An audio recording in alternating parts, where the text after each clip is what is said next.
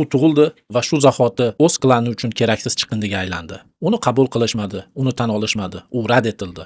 U butun umrini kamsitilish va nafrat orasida o'tkazdi, lekin u taslim bo'lmadi va oxir-oqibat o'z klanidagi barchani bosib o'tdi. U shunday darajaga yetdiki, hatto eng kuchli sehrgar, jodugarlar ham undan qo'rqa boshladi va u imkonsiz deb hisoblangan ishni qila oldi. U o'sha jodugarlar olamidagi, tarixdagi eng kuchli hisoblangan jodugar Satoru Gojoga birinchi bo'lib alamli mag'lubiyat ta'mini torttira oldi. Bugungi videomiz Toji Fushiguro haqida.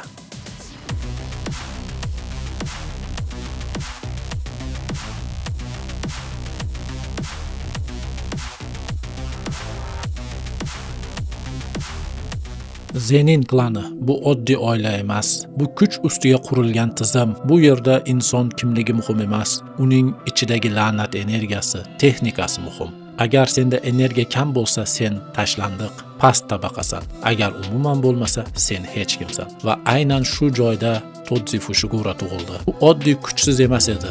U butunlay energiyasiz tug'ildi. Zenin klani uchun esa bu hukmdan ham battar edi. Bu klan uchun esa Tojining mavjudligining o'ziyoq haqorat edi. Shu kundan boshlab u bola emas, u muammo edi. Uni hech kim himoya qilmadi, uni hech kim o'qitmadi, uni hech kim tarbiyalamadi. Unga ism berishdi, lekin joy berishmadi. Zenin klanida bolalar tayyorlanadi, ular o'qitiladi, ular ustidan ishlashadi va ular kuchlik jodugarlar bo'lib yetishadi. Ammo Toji bu tizimdan tashqarida edi. Ular uni o'zlaridan biri deb qabul qilishmadi. Bolaligidan boshlab uni sindirishga harakat qilishdi. Uni masxara qilishdi, uni ustidan kulishdi. Uni hatto mashg'ulotlarga ham qo'shishmadi. Qo'shishganda ham faqat bir maqsad bilan qo'shishdi. Uni u yerda urish, sindirish. Unga insondek qarashmadi. U bilan hech kim gaplashmas edi. Uni faqat sindirish va yo'q qilish maqsadida harakat qilishardi. Ba'zan esa uni o'ldirishga yaqin sharoitlarga tashlashdi. Chunki bu klanda o'z klandoshini aybsiz qatl qilishga ruxsat yo'q edi. Lekin bu narsa ularni to'xtatmadi. Uni shunday vazifalarga yuborishdiki, u yerda qaytish imkonsiz edi. Bu sinov emas edi, bu yashirin qatl edi. Lekin u har safar qaytib kelardi. Yana va yana, qon bilan, jarohat bilan, lekin tirik. Bu klan uchun esa bu yanada yomon edi. Chunki ular xohlagan narsa uning yo'qolishi edi. Ammo u yo'qolmas edi va shu hayot uni asta-sekin o'zgartira boshladi. U ona muhabbatini ko'rmadi, ota himoyasini ham ko'rmadi va shuning uchun u ham bu tuyg'ularni boshqalarga bera olmaydi, ko'rsata olmaydi. U hatto bilmaydi bu qanday bo'lishini. Shuning uchun u umuman mehrsiz, rahmsiz, hamdardlik tuyg'ularisiz o'sdi. Shunday qilib Zenin klanining ichida inson emas, balki bo'shliq ulg'aydi. Og'riq bilan yashashga o'rgangan, yolg'izlikni qabul qilgan va asta-sekin hamma narsadan uzilgan inson. Mana shu joyda Toji Fushiguro shakllandi va bu hali hammasi emas edi. Bu faqat og'ir hayotning boshlanishi edi. Lekin shunga qaramay u o'sha yerda ulg'aydi va vaqt o'tishi bilan Zenin klani ham uni boshqacha ko'ra boshladi. Uni kuchini ko'rishdi. Ular asta-sekin uni tan oldi. Ular uni hurmat qila boshladi. Hattoki qaysidir ma'noda sevishni ham. Unga e'tibor berishdi, unga hurmat ko'rsatishdi. Ammo aynan shu paytda u ketdi. Uni hech kim haydamagan. U keraksiz bo'lib qolmadi. Aksincha, endi u kerak edi ularga. U xohlasa ancha yillar oldin ketishi mumkin edi, lekin u ketmadi. Chunki bu Toji Fushiguro edi. U hech qachon taslim bo'lmaydi. U har doim oxirigacha boradi. Va yoshligida uni tan olishmaganda u ketishning o'rniga buni jang deb qabul qildi va orqaga chekinmadi. Shuning uchun Toji Fushiguro qoldi yoshligida. Bu boshidanoq teng bo'lmagan jang edi. Boshidan boshlab uni yomon ko'rishdi, uni pastga urishdi, ammo oxirida u ularni majbur qila oldi.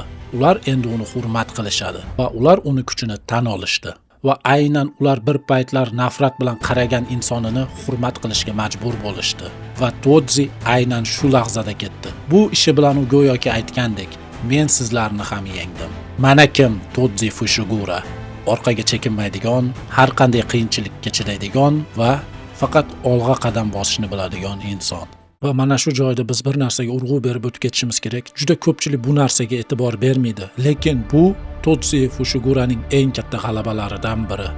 O'zingiz e'tibor bering. Toji Fushiguro tug'ilishi bilanoq butun boshli katta klanga, oddiy klanga emas, eng kuchli klanga qarshi chiqdi. Uni tug'ilishini o'ziyoq go'yoki ularga urush e'lon qilishdek bo'ldi. Ular uni yo'q qilishga urinishdi. Ular uni sindirishga urinishdi, lekin u yo'q bo'lmadi, u sinmadi.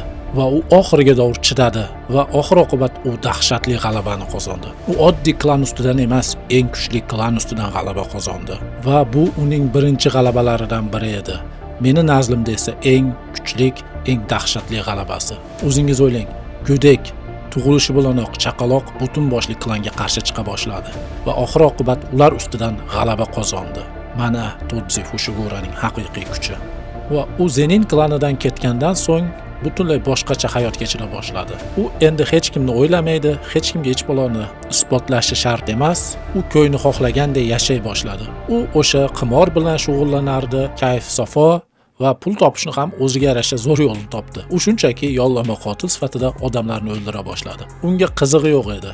Chaqaloq, yoshi katta, yaxshi yoki yomon, unga hech narsani qizig'i yo'q edi. Eng muhimi narxi to'g'ri kelsa bo'ldi edi. U o'ldiraverardi va u butun umrini shunday o'tkazib yuborish ham mumkin edi. Lekin ammo aynan shu vaqtda uni hayotini butunlay o'zgartirib yuboradigan insonni uchratdi. U o'zining birinchi va oxirgi muhabbatini uchratdi. U Megumi Fushigurani onasini uchratdi va u chin dildan sevib qoldi. U qiz ham Todzini borligicha qabul qildi. Unga yashashni o'rgatdi, sevgi nima ekanligini ko'rsatdi va mehr, shafqat shunday tuyg'ularni ham unda uyg'ota oldi va ularning o'rtasida bola paydo bo'ldi. Megumi Fushigura.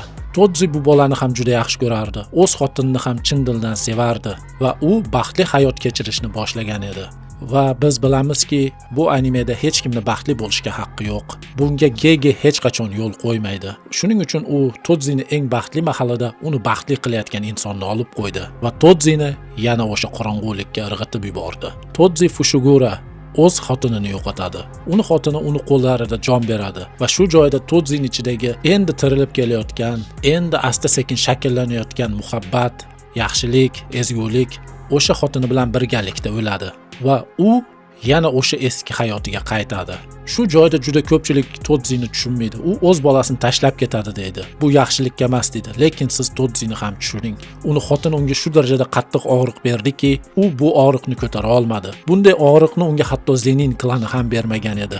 Xotinning o'limi bo'lsa, juda ham og'riqlik, hatto o'sha Todzi Fushigura ham ko'tara olmaydigan yuk bo'ldi. U o'z bolasini tashlab ketish niyati yo'q edi. Lekin o'z bolasini ko'rishi bilan o'sha bolasini ko'zlariga qarashi bilan o'zining sevimli ayoli ko'ziga ko'rinar va yuragidagi og'riq qayta uyg'onar edi. Buni Todzi ham ko'tara olmadi. Bu shu darajada og'ir yuk ediki, bu shu darajada qattiq og'riq berardiki, o'sha bolaligidan jang qilib o'sgan, hatto butun boshli klanni oldida taslim qila olgan Todzi Fushigura ham qochdi, chekindi. Chunki u ham bu yukni ko'tara olmadi. Lekin shunga qaramasdan Todzi Fushigura o'z bolasidan butunlay kechib keta olmadi. U bola nima bo'lganda ham uning qoni, xotinidan yodgorlik. Chunki Zenin klani uni olib turib oddiy jangchi sifatida foydalanish mumkin edi. U nima dedi? Meni bolam talanti bo'lsa, olasizlar katta pul evaziga. Bu bolasini shunchaki berib qo'ygandan ko'ra afzalroq. Chunki kuchi oz bo'lsa, unda talant bo'lmasa, bolamni olib qiynashma degandek qildi. Va pulga sotganligini sababi agar ular bolasi uchun shunday katta pul berishlikka rozi bo'lsa, значит bolasi u yerda baxtli yashaydi. Chunki u yerda kuchlik, texnika egalarini hurmat qilishadi. Ular shuncha pul beryaptimi? Значит ular uning bolasida shunday katta kuchni ko'ra olishdi. Shunday katta texnika egasi deb hisoblay boshlashdi. Ya'ni u yerda unga yomon ko'z bilan qarashmaydi, yomon muomala qilishmaydi.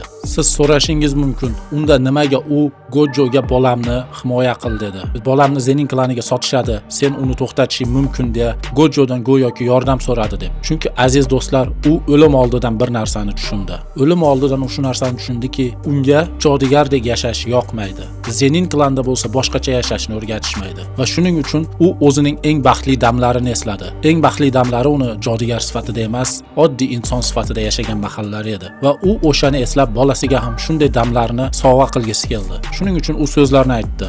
Bu so'zlar esa Gojodan go'yoki yordam so'rashadi. Bolamni himoya qil deb. Shu yerda ham Gegeni doholigiga bir nazar tashlab o'tib ketishimiz kerak. Shunchaki Todzini o'ldirib yuborishi mumkin edi. Yo'q, u nima qildi? Go'yoki shu so'zlari bilan Todzini afsus fikrlarini bizga tushuntirdi. Chunki odam o'lim yoqasida yotar ekan, u hayotida qilgan xatolarini eslaydi va o'shalarga pushaymon va attangini ko'rsatadi. Todzi ham aynan shunday qildi. U go'yoki bu so'zlari bilan pushaymonini ko'rsatdi. Go'yoki u o'z o'g'lidan kechirim so'radi. Kechir, men senga yaxshi ota bo'la olmadim va bu mening eng katta xatoyim deb go'yoki o'lim oldidan shuni tan oldi va afsus qildi. Gegeni shunday narsalarga katta e'tibor bermasdan, lekin og'ir tuyg'ularni ko'rsata olish qobiliyati keyinchalik ham ko'rinadi. Va u bu qobiliyatini bizga o'sha Megumi va Tojining uchrashuvida juda go'zal qilib ko'rsatgan. U yerda ham u ko'proq vaqt ajratsa bo'lardi bu ikkalasini uchrashuviga. Ko'proq hissiyotlarni ko'rsatsa bo'lardi. Ko'proq vaqt bersa bo'lardi bularga. Yo'q, Gege unday qilmadi.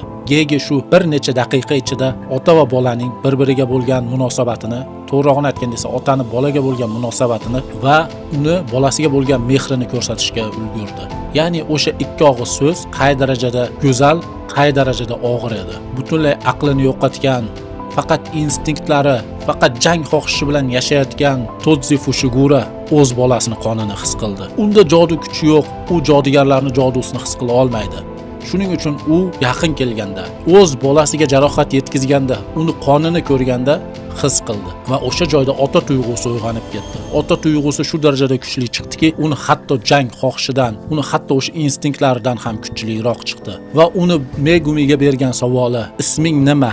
Megumining javobi, "Megumi Fushigura." Zenin emasmi? Naqadar yaxshi va o'lim. Atiga bir soniyaga aqlini o'ziga qaytarib olgan Toji Fushigura bolasi uchun yana bir narsani qildi. U o'g'li uchun o'z hayot mazmunini o'ldirdi. Ya'ni u o'g'li uchun hatto jangdan ham voz kecha olishligini ko'rsatdi. Biz bilamiz, Toji uchun jang bu hamma narsa va u o'g'li uchun hamma narsadan voz kecha olishini ko'rsatdi. Va biz buni u o'z joniga qasd qilganda ko'rsak bo'ladi. U atiga 2-3 soniyada tanasini qaytarib oldi va 2-3 soniya ichida butun umrini go'yoki bekor ketmaganini his qildi. U o'zini o'ldirish yordamida ramziy tarzda u o'z yashash tarzini ham o'ldirdi. O'z g'ururini ham o'ldirdi. Bu naqadar go'zal holat. To'g'ri, achinarli, fojiaviy, lekin o'ziga xos go'zal holat. Bu juda ham ramziy ishora edi. Gege o'z qahramonlariga hech qachon rahm qilmaydi, lekin u ko'rinib turadiki, Toji Fushigurani yaxshi ko'radi. Aynan shuning uchun u boshqa qahramonlariga bermagan narsani berdi. Tojiga baxtli o'limni inom qildi. Biz bu Jujutsu Kaisen olamini bilamizki, bu yerda hech kim baxtli o'lmaydi. Bu yerda har qanday o'lim alamli tugaydi, faqat Toji'niki emas. U o'limi oldidan o'z o'g'lini ko'rdi va hayoti bekor ketmaganini his qildi va o'zini o'g'lidan faxrlangan tarzda hayotni tark etdi. Zenin emasmi? Bu naqadar yaxshi. Bu Toji Zeninning oxirgi so'zlari edi. Aniqrog'ini aytganda, Toji Fushigurani. U juda ham qiyin hayot kechirdi. Juda ham og'ir. Uni odam o'rnida ko'rmadi. Sevgini uchratdi, ammo lekin juda qisqa vaqtda sevgisidan ham ajradi. Endi odam sifatida yashay boshlaganda undan butun baxtini olib qo'yishdi. Lekin shunga qaramay, Toji Fushigura juda ham baxtli odam sifatida hayotni tark etdi.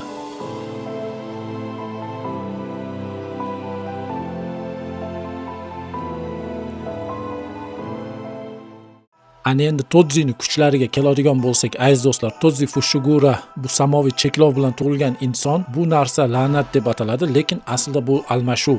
Sen bir narsani yo'qotasan va evaziga boshqa narsani olasan. Toji esa o'zining barcha la'nat energiyasini yo'qotdi va evaziga mukammal tanani oldi. Buni teskarisi ham bo'lishi mumkin. Misol uchun, bu Kukichimuta. Uning holati butunlay boshqacha. U juda zaif tana bilan tug'ildi, lekin evaziga ulkan miqdordagi la'nat energiyasini oldi. Tojining holati esa hamma narsani tanaga berdi. Uning tezligi oddiy insonlarnikidan ancha yuqori, hatto kuchli sehrgar, jodugarlarnikidan ham ancha yuqori. Uning kuchini oddiy insonlar bilan tenglashtirib ham bo'lmaydi. Uning kuchi hatto jodugarlarnikidan ham kuchliroq, tezroq va uning chidamliligi u juda ham katta zarbalarga bardosh bera oladi. Hatto o'sha kuchli jodugarlar ham o'lib ketish kerak bo'lgan zarbalardan u xuddi hech narsa bo'lmagandek tirik chiqaveradi. Lekin eng muhim jihati bu kuchini, bu uning refleksi va sezgirligi. U raqibini ko'rmasdan ham his qilib jang qila oladi. Uning reflekslari inson darajasidan ancha yuqorida. Mana shu sababli Toji Fushigura oddiy jangchi emas. U tirik qurol. Aynan shu narsa uni dahshatli darajada kuchli qiladi va aynan shu narsa uni idealniy jodugarlar qotiliga aylantiradi. O'zingiz o'ylang, unda ozgina bo'lsa ham energiya yo'q. Ya'ni jodugarlar uchun u xuddi ko'rinmas odamdek. Uni o'z ko'zlari bilan ko'rmasa, uni his qilisha olmaydi. Shu joyda men o'z fikrimni aytib o'tib ketmoqchiman. Aziz do'stlar, bu samoviy cheklov, bu bar men nazlimda cheklov, chunki siz bir tomonlama juda kuchsiz bo'lib qolasiz. Misol uchun Todzi holatida siz jodu energiyangiz yo'q, hech qanday formasiga yoki o'sha jodu kuchlariga qarshilik qila olmaysiz. To'g'ri, siz taningiz juda mukammal bo'ladi, lekin bu bar cheklov, sizni qaysidir tomonlama cheklab qo'yadi. Kokuchini tomonida bo'lsa, sizni tanangizga yetib olishsa, energiyangiz sizga yordam berishga ulgurmaydi, chunki siz tanangiz juda ham nozik, bu sizni juda ham ojiz holatga qo'yadi. Shuning uchun bu baribir cheklov meni nazrimda. Buni bo'lgandan ko'ra bo'lmagani yaxshi. Va bu cheklovni ham Todzi Fushigura chetlab o'tishni yo'llarini topadi. Bu o'sha jodulangan qurol va o'sha la'natlar orqali biz buni qanday qilib chetlab o'tganini o'sha Gojo bilan jangida ko'ramiz. Va o'sha Gojo bilan jangida biz Todzining eng kuchli jihatini ham ko'ramiz. Bu uning taktikasi, strategiyasi va aql yordamida qo'ygan tuzog'i. Endi esa eng kutilgan lahza, tomoshabinlarning eng sevimli bo'limi. Todzi Fushigura Satoru Gojoga qarshi. Ularning birinchi jangi. Biz shu jang yordamida Todzi Fushigurani butunlay kuchini o'rganamiz va boshqa jodugarlarga qarshi uni qarshi qo'yamiz. Kimni yenga oladi, kimga yutkazadi. Bu jang bizga Todzi Fushiguraning eng kuchli jihatlarini ko'rsatadi. Qanday qilib la'nat energiyasi yo'q odam olti ko'zlik va beskonechniy texnika egasi bo'lgan Gojo Satoruni yuta oldi. Javob oddiy emas. Aslida Todzi jang boshlanishidan oldinoq bu jangni yutgan edi. Hammasi qachon boshlanadi? Hammasi o'sha Gojoni bolaligidan boshlanadi. Todzi o'sha olti ko'z bolani ko'rgisi keladi va uni ko'rgani boradi. Va u shunday o'ylaydi. Bu shunchaki oddiy bola. Yo'q, Gojo esa uni sezadi. Oddiy bola emas. U oddiy jodugar ham emas. Aynan o'sha lahzada Todzi bitta narsani tushunadi. Meni bu bolaga qarshi 1% ham imkoniyatim yo'q. Va o'sha kundan boshlab u boshqa yo'lni tanlaydi. Jangdan oldingi g'alaba. Todzi hech qachon shunchaki jang qilmaydi. U oldindan vaziyatni shunday qiladiki, jang boshidanoq u o'sha g'alaba qozongan bo'lib chiqadi. Uning rejasi Gojoni doimiy tarzda bosim ostida ushlash, uni tinch qo'ymaydi va uni majbur qiladi har doim o'z texnikasini ishlatishga. Natija Gojo jangdan oldin o'sha charchagan, diqqati tarqagan va tayyor emas edi. Idealniy tuzoq. Todzi juda yaxshi tushungan. U Gojoga teng jangda hech qachon qarshilik ko'rsata olmaydi. Aynan shuning uchun u idealniy tuzoq qo'yadi. Gojoni eng zaif holatida o'zini esa eng kuchli holatga keltiradigan. Va eng muhimi, Todzi Gojo uchun bu shunchaki kutilmagan sovg'a bo'lib chiqadi. Todzi Gojoga ko'rinmaydi, chunki unda la'nat energiyasi yo'q. Bu esa Gojoning eng katta ustunligini sezish qobiliyatini bekor qiladi. Jang boshidanoq Todzi vaqtni yo'qotmaydi. U birinchi zarbasi bilanoq Gojoga qattiq shikast yetkazadi va shundan keyin butun jang davomida u doimiy ravishda Gojoni hayratda qoldiradi. Kutilmagan zarbalar aldaydi va psixologik bosim o'tkazadi. Gojo esa qancha harakat qilmasin, doim bir qadam orqada edi. Va aziz do'stlar, bir narsani yodingizda tuting. Bu mahalla Gojo Satoru hali maktab o'quvchisi edi. Tajribasi yo'q. Ha, to'g'ri, juda ham kuchli, iste'dodli, ammo lekin tajribasi yo'q. Oddiygina go'dak edi va bunday holat uni boshiga birinchi marta tushishi edi. Shuning uchun u juda ham tez taslim bo'ladi. Shuning uchun u hech qanday qarshilik ko'rsata olmaydi bunday tajribali jodugarlar qotiliga. Va aynan shu sababli Gojo Satoru yutkazadi. Natija Gojo Satoru o'lim yoqasida Todzi Fushiguraning mutlaq g'alabasi. Bu jang bizga Todzi Fushiguraning eng kuchli tomonlarini ko'rsatib berdi. U sezilmaydi. Uni la'nat energiyasi yo'q. Uni jodugarlar ko'ra olmaydi. U juda tez, u sovuqqon, doim hisob-kitob bilan ish qiladi. U har doim reja tuzadi oldindan. Bu esa uni ko'p jodugarlar uchun o'limga aylantiradi va u bu kuchini o'sha Getoga bo'lgan jangda ham ko'rsatadi. Kutilmagan zarba, Geto shokda va doimiy tarzda Getoga bosim o'tkazish va Geto ochiladi va u o'sha zahotiyoq mag'lub bo'ladi. Bu Todzining eng kuchli jihati. Kutilmagan zarba va raqib shokda mahalda uni ustidan g'alaba qozonish. Birinchi jang bizga Todzi Fushiguraning eng kuchli jihatlarini ko'rsatib berdi, ammo lekin ikkinchi jang ham bor. Ikkinchi jang esa uning eng katta kuchsiz, zaif tomonlarini ochib berdi. Todzi juda kuchli, jismonan ham juda kuchli, lekin bitta muammo bor. Agar u jarohat olsa, u o'zini tiklay olmaydi. Gojo esa o'zini tiklay oladi va faqat Gojo emas, deyarli barcha kuchli jodugarlar teskari texnika orqali o'zini tiklay olishadi. Bu esa Todzining eng katta qurolini olib qo'yadi, ya'ni tezkor o'ldirish. Agar u raqibini bir udarda o'ldira olmasa, bu Todzi uchun katta muammo. Shu sababli jang cho'zilgan sari Todzi asta-sekin kuchsizlashadi. Gojo esa aksincha davomiy jangda o'zini juda ham yaxshi his qiladi. Todzining bu zaifligi boshqa jodugarlarga nisbatan ham ishlaydi. Chunki Todzi o'zini tiklay olmaydi. U jarohat olgan sari kuchsizlashadi, sekinlashadi. Boshqa jodugarlar bo'lsa, o'zini o'sha teskari texnika orqali tiklay boshlashadi. Todzining eng katta ustunligi bu kutilmagan zarba bilan jangni boshlash va o'sha zarbani o'zidayoq jangni tugatish. U ovchi, lekin agar u birinchi zarbani o'zida jangni tugata olmasa, u ovchi emas, o'ljaga aylanadi. Unda yana bir muammo hududni kengaytirish texnikasi yo'qligi. Oddiy hududni kengaytirishlar unga qarshi ishlamaydi. To'g'ri, Todzi ularni juda ham oson cheklab o'tadi, chunki u bu sistema uchun oddiygina buyum. U bu sistemani sindirgan. Ammo lekin bu degani Todzi Fushigura har qanday hududni kengaytirish texnikaga qarshi immuniteti bor degani emas. Yo'q, juda ham ko'p hududni kengaytirish texnikalari to'g'ridan-to'g'ri sizni ruhingiz bilan ishlaydi va bunga qarshi o'ylaymanki, hatto Todzi ham qarshilik ko'rsata olmaydi. O'sha Mahitoni texnikasi, siz uning territoriyasida, uning qo'lida hisoblanasiz va u sizni ruhingizni xohlagan ko'rinishiga keltira oladi. O'ylaymanki, siz ham meni fikrimga qo'shilasiz. Todzining ham ruhi bor. Shunga o'xshagan texnikalar juda ham ko'p bu jodugarlar olamida. Misol uchun Sukunaning territoriyasi, u butunlay o'zining atrofidagi narsalarni yo'q qilib tashlaydi. U yerda seni joning, ruhing, energiyang muhim emas. U seni shunchaki minglagan uddarlar bilan yo'q qilib tashlaydi. Va boshqacha ishlaydigan texnikalar ham bor. Misol uchun o'sha Higurumaning hududni kengaytirish texnikasi yoki Takabaning texnikasi yoki Hakarining texnikasi. Ularning texnikalari to'g'ridan-to'g'ri raqibga uddar yoki ziyon yetkazmaydi.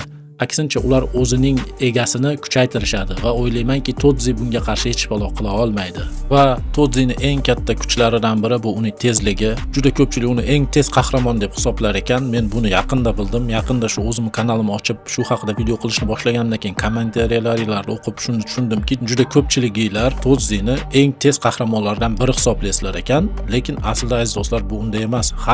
Megumi uni tezlik bo'yicha Romen Sukunadan ham tezroq deb hisobladi. Lekin aziz do'stlar, Megumi atiga 2 barmoq kuchi bor Sukunani ko'rgan. Ya'ni Sukuna juda ham sekin mahallada ko'rgan. Hatto o'sha Jogoni ham 9 barmoqlik Sukunaga tenglashtirishgan va o'sha juda ham sekin, aslida tezlik uni kuchi bo'lmagan Megumi Todzi bilan qanchadir vaqt o'lmasdan jang qila olgan va o'sha juda ham sekin hisoblangan Megumi Todzi bilan jangda bir necha zarbalaridan qochib qoldi va hattoki uni tuzoqqa tushirishga ham muvaffaq bo'ldi. To'g'ri, u yerda Todzi va Megumining o'rtasida juda katta farq bor edi, tezlik va kuch borasida. Shuning evaziga Todzi uni juda oson yutib qo'ydi, lekin xuddi shu tarzda Megumini 2 barmoqlik Sukuna ham hech qanday qiyinchiliklarsiz yutgan.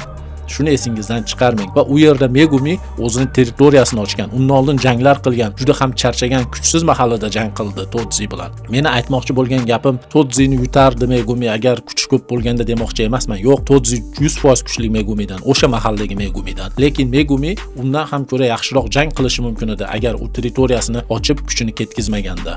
Biz tezligiga keladigan bo'lsak, Todzi o'ta tez personaj, lekin eng tez personaj emas. Eng tez qahramon aziz do'stlar bu animeda bu Gojo Satoru. Hatto buni avtori ham aytgan. Gojodan keyingi eng tez personaj bu Sukuna. Sukunadan keyin bo'lsa bu Naobito. Undan keyin bo'lsa Naoya. Ya'ni bu personajlar skorost borasida, tezlik borasida eng tez qahramonlar hisoblanadi. Ular hatto Todzidan ham tez hisoblanishadi. O'sha Makki ham o'zini butun kuchini olgandan keyin, tezlik va kuch borasida Todzi bilan tenglashib olgandan keyin ham o'sha Naoyaga qarshi tezlikda yutkazardi.